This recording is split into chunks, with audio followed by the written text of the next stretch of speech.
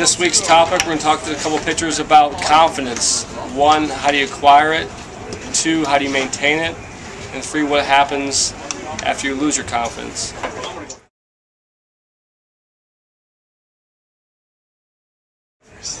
Well, I think acquiring confidence is big part of that is the mental game. You've got to believe in yourself. You've got to believe in your stuff, and when you see yourself succeed, that also helps as well. How you maintain that confidence is taking the knowledge you've gained and the experience you've gained out on the mound and learning from your previous failures and successes. To change where a guy goes out there and confident stuff, if you don't have it, what do you tell guys that aren't confident to go out there and pitch confidently?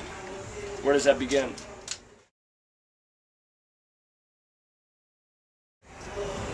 It's just self-belief.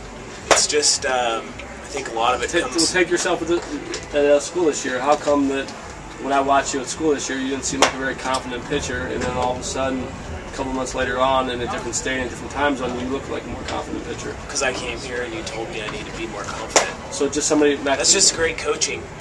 Not that I'm kissing your ass or anything. No, that's not true. So but seriously though, seriously, it's just a matter of just believing in yourself and believing in your stuff. And in school and during the school season, I thought it was like people were telling me to believe my stuff, but then I would go out there and I would struggle from time to time, and it would be ups and downs and off and on. And in the games and in bullpens, it was fine. But then I came out here and was just pushing towards being confident every single day, not just every once in a while or when I was doing well. It was, if I was doing bad, it didn't matter. I was still going to remain confident and still trust in everything I did, and it was just me buying into that thought process. So how do you go about the guys? There's a lot of guys who experience some success but go back to their school when pretty much every player is a little bit tighter in school ball. It means a little bit more. Some guys can go off in summer baseball and have a pretty relaxed, productive summer.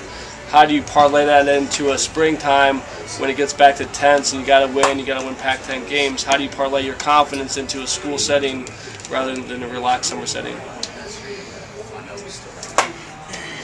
I think it's just pitching is pitching, and if you're confident, you're going to be confident. It's just having and knowing that you have that confidence, and just knowing that the situation shouldn't dictate how you feel on the mound or the things that you should do. You should just focus on the process and doing what you can do to control it.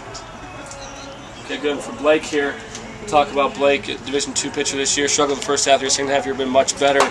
How come I look at you right now and your 88-mile-per-hour fastball is throwing a conviction where before, early in the year, you threw 88 miles per hour like you were trying to avoid things and trying to avoid bats and trying to do a lot of different things. It's like 88 with confidence versus 88 with being timid.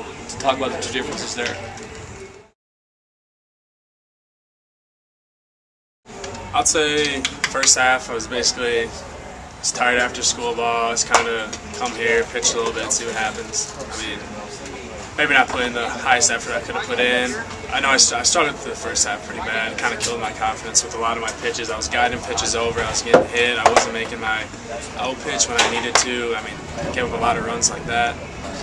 Second half, fortunately, I had a good productive talk. I mean, just basically trust who you are. I mean, I may not have the most electric stuff, but basically, I've been throwing everything with conviction, and basically just tell myself, if someone gets a hit off me, I mean, they're lucky. I mean, just tell myself I'm better than everybody. That's not the case, but if you can tell yourself that you're better than everybody and actually believe it, I mean, you're gonna have great results. I think it was just Orch helped instill some confidence in me. I mean, just tell me that I had a good school season, and none of that translated over to the first half. I pitched pretty poorly, and then just go out and do my thing, and had some success the second half. I think it's just preying on my school experiences, how I succeeded there. I kind of brought that in the second half, how I approached hitters, just throwing my fastball with confidence, spotting it up, and letting hitters get themselves out. It's basically it. Now, same thing for you. You know, this last month and a half has been good. Well, how do you move forward from there and progress into the fall season, where you're probably going to shut down for a little bit, back in your springtime, when you're one of the main cogs for MSU? And what do you take from this to add to that you didn't do this year during school ball that you're going to do for next year? I don't know. A big thing that helped me this summer, that's going to help me in the spring, is getting out. I mean, hitters from these bigger schools. I mean, D1 hitters that I don't face in school ball, and just knowing, having that confidence that I can get them out in the summer. And even though it's wood bats, I mean, just having the confidence that I can beat those guys, I can bring that into my conference and just know I'm better than every other hitter there. Just still, I mean, in the fall I probably will get shut down, but I'm just going to get a greater focus in the weight room and definitely on the mental side of the game. It's a lot of mental training. Well, for both these guys, with Logan Odom, I think a big reason why he's pitching as well as he is, I think it's that that confidence factor, but it's he wants to. I know we always pick out a guy who he knows he's not, no one's gonna get on base. He already tells himself in his mind that this guy's not gonna get on base. I think in a big situation, 3-2 count, and he throws his curveball, for a strike 3 count or a strike 3. I think that he knows he's gonna throw it. It's basically being I want to throw this for a strike instead of, oh man, I hope this guy doesn't hit it over the fence, or I hope this is a strike. It's basically the want-to factor. I know Logan's big time. I want to get this guy. I don't want to I don't want to walk. I think that's why he's being more aggressive in counts. I think that he's getting a lot more pop-ups and ground balls and more strikeout pitches. It's that want-to factor. Now with Blake, right after the second half of the season, I basically talked to him about being Steven Strasburg. I know, he doesn't have stuff like him, but I know being the mental side and having that, no one can touch me. As long as he hits his spots, he's hit pretty much, that's what his big thing was the second half. He's hit a lot of his spots consistently. He has good movement on his ball. His curveball's been extremely better since the first half. And I think that he basically knows that no one can touch him. Again, with him, it's the want-to factor, knowing that he is confident with all his pitches and now knows that he can, strike people out, get guys out, and pitches, high fastball away, curveball, changeup. He knows that he can get guys out on those pitches, and he feels confident with that, and I believe that's a big thing with him. And hopefully, if he brings that in the fall and the spring season, I know he'll be a dominant pitcher in D2.